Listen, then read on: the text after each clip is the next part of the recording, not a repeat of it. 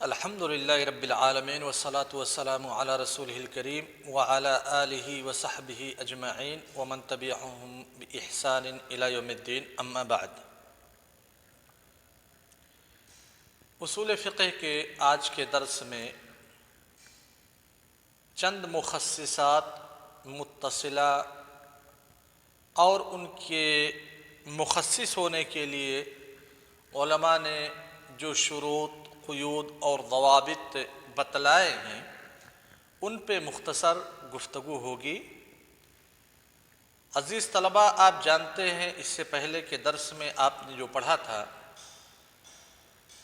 کہ عام جہاں پہ استغراق اور شمول پہ دلالت کرتا ہے وہیں پہ خاص استغراق اور شمول کے بالکل اپوزٹ ہے، حصر پہ دلالت کرتا ہے یا پھر محدودیت پہ دلالت کرتا ہے۔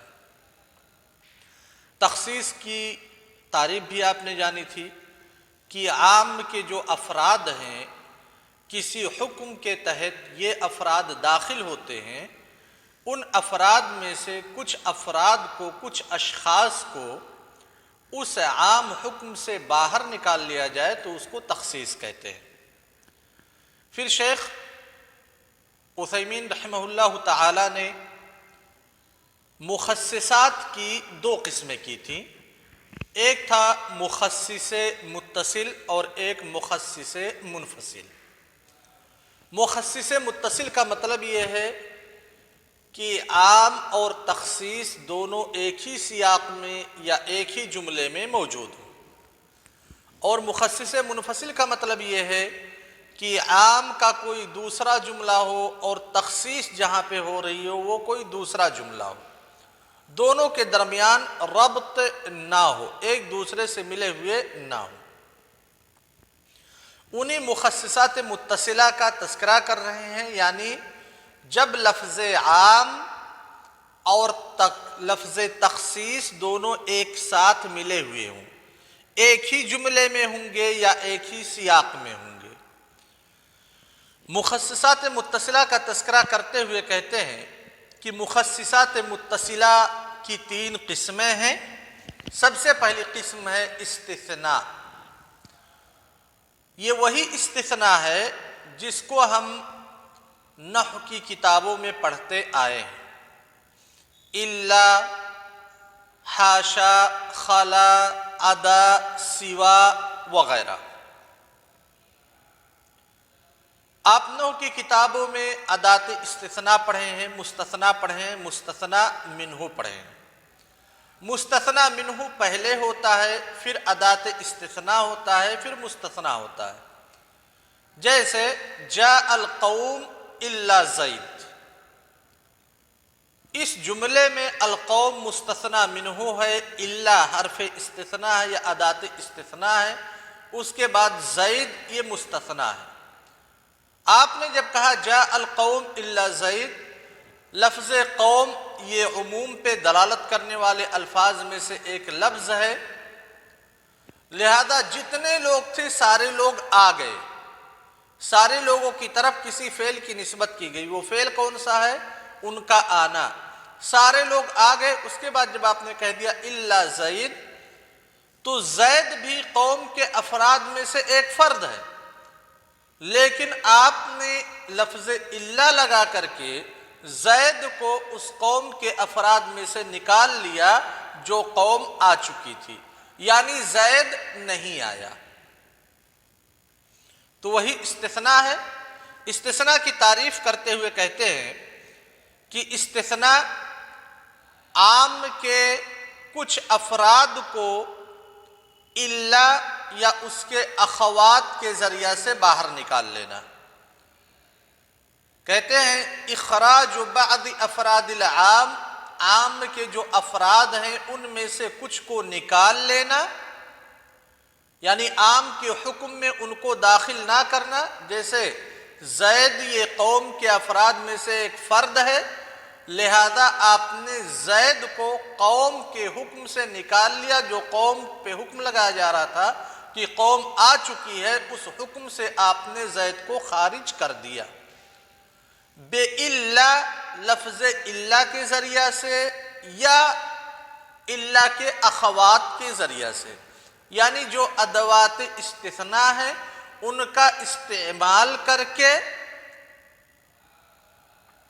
عام کے افراد میں سے بعض افراد کو نکال لینا، یہی استثناء کی تعریف ہے علماء اصول فقہ کے نزدیک۔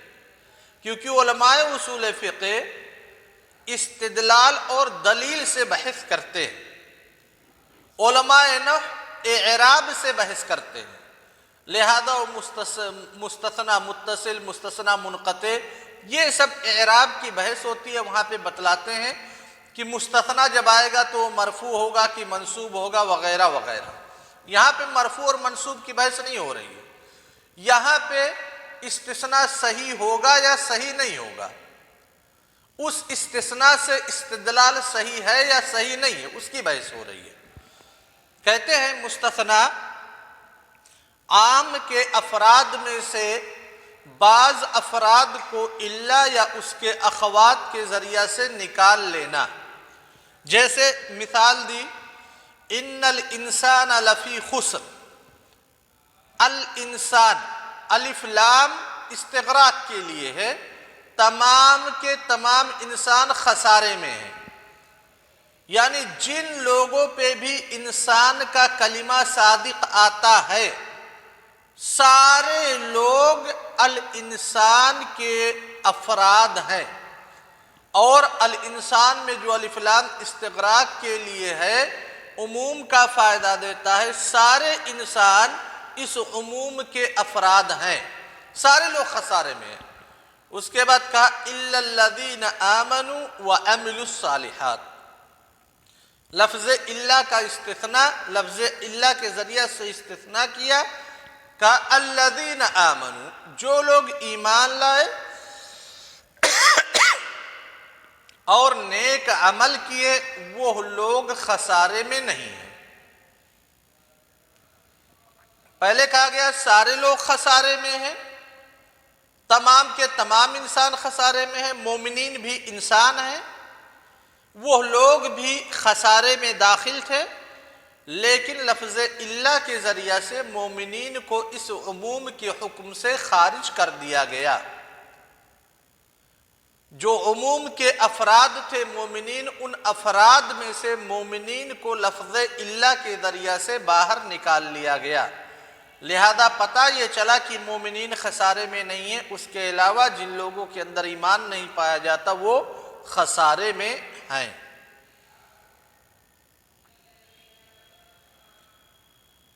اس کے بعد ذکر کی ہے علامہ ابن عثیمین رحمہ اللہ نے،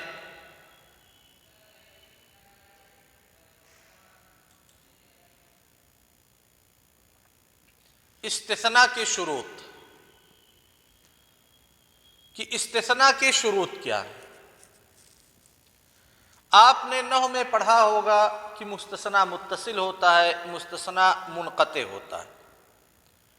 وہاں اعرابی ناحیے سے گفتگو ہو رہی تھی، یہاں پہ استدلال کے ناحیے سے گفتگو ہو رہی ہے کہ اگر ہم اپنے کلام میں استثناء کرتے ہیں تو وہ استثناء کہاں تک قابل قبول ہے یا کہاں تک معتبر ہے، ہمارے کس استثناء کا اعتبار ہوگا، کس استثناء کا اعتبار نہیں ہوگا، یا سارے استثناءات معتبر ہوں گے۔ وہی شروط بتلا رہے ہیں کہ استثناء کے معتبر ہونے کے لیے چند شروط کا پایا جانا ضروری ہے، اور جتنے شروط آ رہے ہیں سارے شروط مختلف فی ہیں علماء کرام کے مابین، اور سبب اختلاف ادلہ کی بنیاد پہ ہے۔ غور سے سن لینا، جتنے بھی مستثنیٰ کے یا استثناء کے شروط ذکر کر رہے ہیں علامہ عثیمین رحمہ اللہ، سارے شروط مختلف فیہ ہیں اور سبب اختلاف ادلہ ہیں، یعنی دلائل کچھ ایسے ہیں جو اس قول کو تقویت دیتے ہیں، جو شرط لگانے کو صحیح قرار دیتے ہیں، اور کچھ دلائل ایسے ہیں جو شرط لگانے کو صحیح قرار نہیں دیتے ہیں۔ تو استثناء کی سب سے پہلی شرط ذکر کرتے ہیں اتصالہ بالمستثنى منہ حقیقتا او حکما، یعنی لفظ استثناء، اداة استثناء مستثنی منہ کے ساتھ متصل ہو، یہ شرط تو ہے، متصل ہو، کہتے ہیں چاہے وہ حکمی طور پہ ہو یا حقیقی طور پہ، یہ پہلی شرط لگائی جاتی ہے۔ حقیقی طور پہ یا حکمی طور پہ کیا مطلب ہے؟ حقیقی طور پہ مطلب یہ ہے کہ مستثنی منہ کے ساتھ اس طرح سے ملا ہو اداة استثناء کہ مستثنی منہ اور مستثنی کے مابین کوئی فاصل نہ ہو۔ جیسے آدمی کہے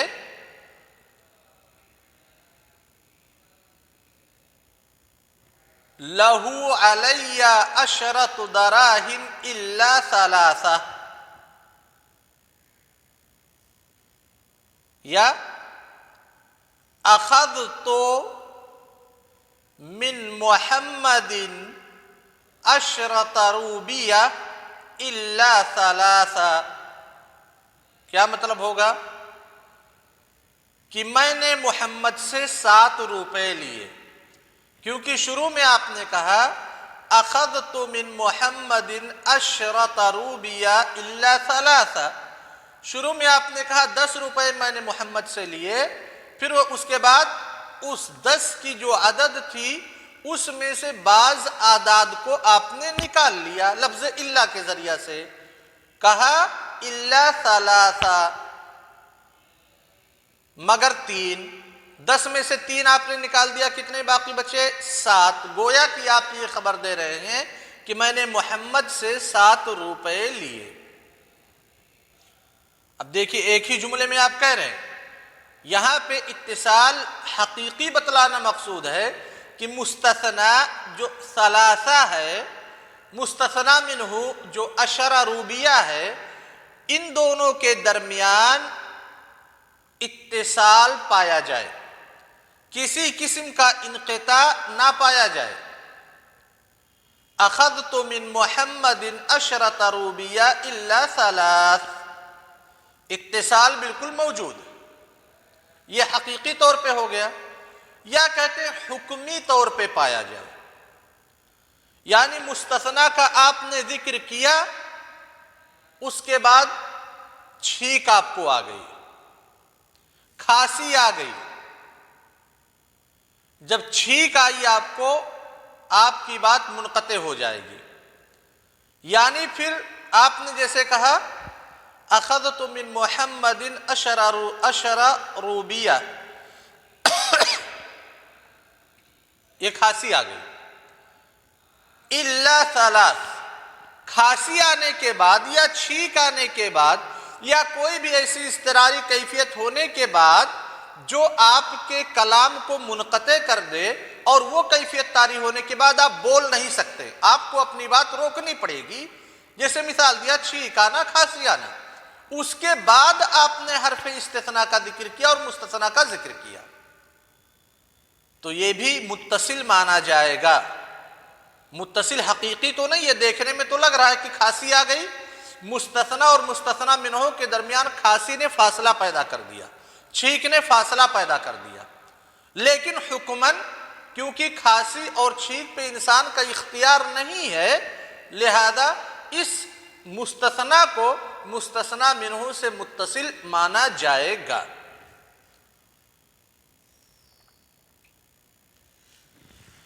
اچھا،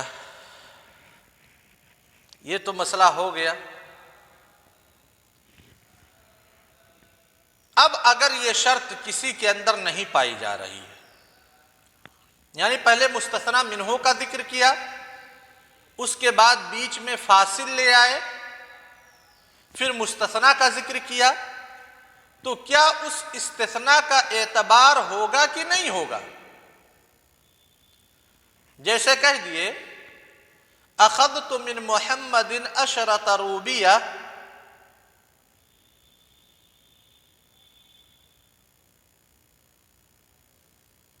الا ثلاثہ،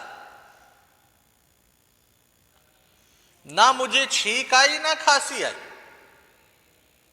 میں اپنی نارمل حالت میں موجود تھا، لیکن جب میں نے مستثنی منہ کا ذکر کیا، اخذت من محمد عشرۃ روبیہ، اس کے بعد خاموشی اختیار کر لی۔ خاموشی تو انسان کی اختیار میں ہے، قدرت میں ہے، چاہے تو وہ بولے چاہے خاموش رہے۔ ہم نے جان بوجھ کر کے خاموشی اختیار کر لی، مستثنی کو مستثنی منہ سے الگ کر دیا، کچھ دیر خاموش رہے، خاموش رہنے کے بعد ہم نے کہا الا ثلاثہ، تو کیا مانا جائے گا کہ میں محمد کا 10 روپے لیا ہوں یا محمد کا 7 روپے لیا ہوں؟ اگر اس استثناء کو جو خاموشی کے بعد وارد ہوا ہے صحیح مانیں گے تو پھر کہا جائے گا کہ میں نے محمد سے 7 روپے لیے، اور اگر اس استثناء کو خاموشی کے بعد صحیح نہیں مانیں گے تب کہا جائے گا کہ نہیں 10 روپے آپ نے کہا تھا کہ میں نے محمد سے 10 روپے لیے۔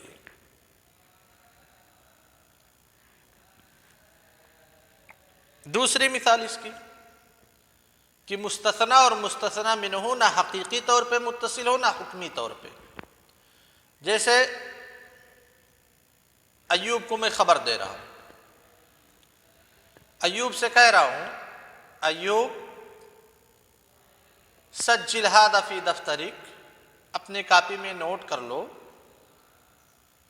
کہ میں نے محمد سے 10 روپے لیے ہیں۔ اچھا ایوب کل تم گھر گئے تھے، گھر کا کیا حال ہے؟ سب خیریت ہے؟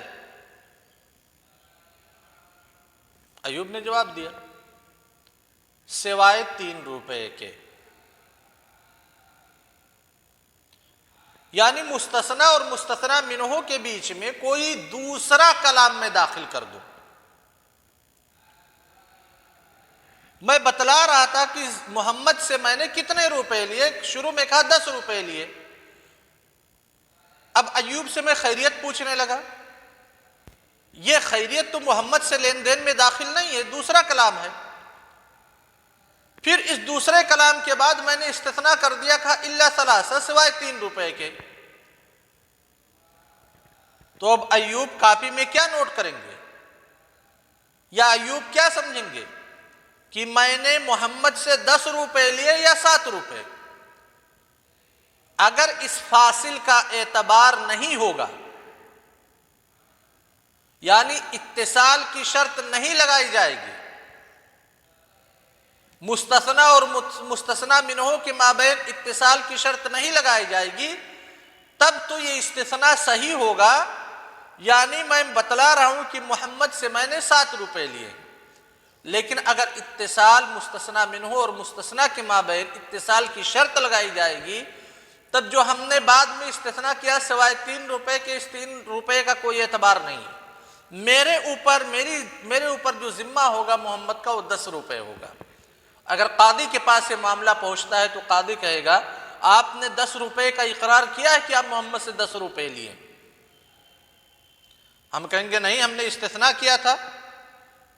قاضی کہے گا بھائی آپ کہے تھے، ایوب سے کہے تھے کہ میں محمد سے 10 روپے لیا ہوں، اس کے بعد ایوب سے آپ خیریت پوچھنے لگے، پھر آپ نے استثناء بعد میں کیا خیریت پوچھنے کے بعد، یعنی مستثنی اور مستثنی منہ کے مابین آپ نے فاصل پیدا کر دیا۔ تو یہ مسئلہ ہے۔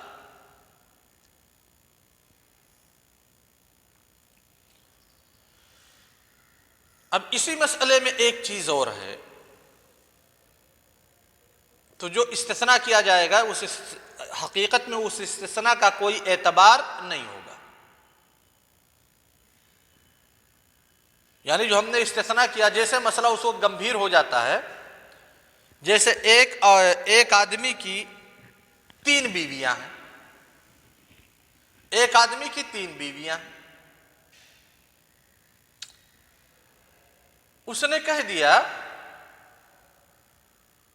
کہ میں اپنی بیویوں کو طلاق دیتا ہوں، میں اپنی بیویوں کو طلاق دیتا ہوں۔ اس کے بعد کہنے لگا اور سامنے سمجھیے کہ آصف بیٹھے ہوئے ہیں، ایوب بیٹھے ہوئے ہیں، ایوب سے کہنے لگا کہ ایوب یار اس ہوٹل میں کھانا کھانے چلتے ہیں، بہت اچھا رہے گا۔ پھر اسے یاد آیا استثناء کا، سوائے ایک بیوی کے، زینب کو چھوڑ کر کے۔ اب مسئلہ یہاں پہ گمبھیر کہ 3 بیویاں تھیں، زینب، فاطمہ، عائشہ۔ اس نے کہا میں نے ساری اور اپنی بیویوں کو طلاق دے دیا۔ اس جملے سے پتہ چلتا ہے کہ اس کی تینوں بیویاں مطلقہ ہو گئی، طلاق تینوں پہ واقع ہو گیا۔ اس کے بعد ایوب سے خیریت پوچھا یا ہوٹل کا تذکرہ کیا، پھر اس کے بعد استثناء کر دیا، کہا زینب کو چھوڑ کر کے۔ یعنی اب طلاق عائشہ اور فاطمہ پہ واقع ہوگا یا عائشہ، فاطمہ، زینب تینوں پہ واقع ہوگا؟ تو کہتے ہیں کہ جو مستثنی اور مستثنی منہ کے مابین آپ نے فصل کیا ہے، ایک دوسرے کلام کو داخل کر کے، جو کلام اس بحث سے ربط نہیں رکھتا، اس کا موضوع کوئی دوسرا ہے، تو پھر آپ کے استثناء کا کوئی اعتبار نہیں ہوگا، لہذا تینوں بیویوں کے اوپر طلاق واقع ہو جائے گی۔ لیکن اگر ایسا کوئی کلام ہے، آپ نے فصل تو کیا مستثنی اور مستثنی منہ کے مابین، لیکن کلام ایسا ہے جو اسی موضوع سے متعلق ہے، تب پھر اس فصل کا کوئی اعتبار نہیں ہوگا، استثناء آپ کی صحیح ہوگی۔ جیسے اس آدمی نے کہا میں نے اپنی تمام بیویوں کو طلاق دے دیا، عائشہ، فاطمہ، زینب۔ اس کے بعد کہہ رہا ہے میں نے اپنی تمام بیویوں کو طلاق دے دیا، زینب بہت اچھی ہے، میرا کہنا مانتی ہے، سوائے زینب کے۔ اب جو زینب بہت اچھی ہے، میرا کہنا مانتی ہے، مستثنی اور مستثنی منہ کے مابین فصل ہے، لیکن یہ کلام کہ زینب بہت اچھی ہے، میرا کہنا مانتی ہے، انہی تینوں بیویوں کا جو موضوع ہے اسی موضوع سے ریلیٹڈ یہ بات ہے، لہذا اس بات کے ذریعے سے مستثنی اور مستثنی منہ کے مابین فصل کیا جائے گا۔ تو کہتے ہیں کہ اس فصل کا کوئی اعتبار نہیں ہوگا، استثناء صحیح ہوگی۔ دلیل اس کی کیا ہے؟ اللہ کے رسول صلی اللہ علیہ وسلم کی وہ حدیث جو آپ نے فتح مکہ کے دن ارشاد فرمایا تھا، کہتے ہیں کہ اللہ کے رسول صلی اللہ علیہ وسلم نے کہا ان هذا البلد حرمه الله يوم خلق السماوات والارض لا يؤضد شوكه ولا يختلى خلا، کہ اللہ تبارک و تعالیٰ نے مکہ کو حرام قرار دے دیا ہے، لہذا اس کے نہ تو درخت اکھاڑے جائیں گے، نہ ہی اس کی ٹہنیوں کو توڑا جائے گا، نہ ہی اس کے گھاس کو کاٹا جائے گا، نہ ہی اس کے کانٹوں کو اکھاڑا جائے گا، نہ ہی اس کے درخت کو اکھاڑا جائے گا۔ یعنی پیڑ پودوں کو اس کے اسی حالت پہ چھوڑ دیا جائے گا، اکھاڑا نہیں جائے گا۔ اس کے بعد عبداللہ بن عباس رضی اللہ تعالیٰ عنہ کہتے ہیں الا الاذخر، اللہ کے رسول صلی اللہ علیہ وسلم سوائے اذخر کے۔ کیوں؟ فإنہ لقینہم وبیوتہم، کیونکہ اذخر یہ کام آتا ہے لوہاروں کے اور گھروں میں بھی استعمال ہوتا ہے۔ تو اذخر کا استثناء عبداللہ ابن عباس رضی اللہ تعالیٰ عنہ نے کیا، اللہ کے رسول صلی اللہ علیہ وسلم نے کسی چیز کا استثناء نہیں کیا۔ عبداللہ ابن عباس رضی اللہ تعالیٰ عنہ نے کہا الا الاذخر، اذخر کا استثناء کر دیا۔ اذخر بھی گھاس پھوس یا جو پودے ہیں انہی پودوں میں سے ایک پودا ہے، جو آپ صلی اللہ علیہ وسلم نے کہا لا یوضد شوکہ ولا یختلی خلاہ، جو پودے ہیں انہی پودوں کے افراد میں سے اذخر بھی ہے، لیکن عبداللہ ابن عباس رضی اللہ تعالیٰ عنہ نے کہا الا الاذخر، اذخر کا استثناء کر دیا۔ اب اللہ کے رسول صلی اللہ علیہ وسلم نے ابھی استثناء نہیں کیا ہے۔ اس کے بعد عبداللہ ابن عباس کہتے ہیں فإنہ لقینہم وبیوتہم، یہ اذخر کا فائدہ بتلا رہے ہیں، تب اللہ کے رسول صلی اللہ علیہ وسلم نے استثناء کیا، کہا الا الاذخر۔ تو نبی صلی اللہ علیہ وسلم کے مستثنی منہ اور مستثنی کے مابین عبداللہ ابن عباس رضی اللہ تعالیٰ عنہ کا کلام ہے، جو کہ فاصل ہے، فصل کرتا ہے مستثنا اور مستثنا منہ کے مابین، اس کے باوجود بھی اللہ کے رسول صلی اللہ علیہ وسلم نے استثناء کیا، کہا الا الادخر۔ لہذا یہ حدیث واضح طور پہ دلیل ہے کہ اگر مستثنا اور مستثنا منہ کے مابین فصل کیا جائے کسی ایسے کلام کے ذریعے سے جو کلام مستثنا اور مستثنا منہ کے موضوع سے ہی متعلق ہو، تو اس استثناء کا اعتبار ہوگا اور فصل کا کوئی اعتبار نہیں ہوگا۔ السلام علیکم ورحمۃ اللہ وبرکاتہ۔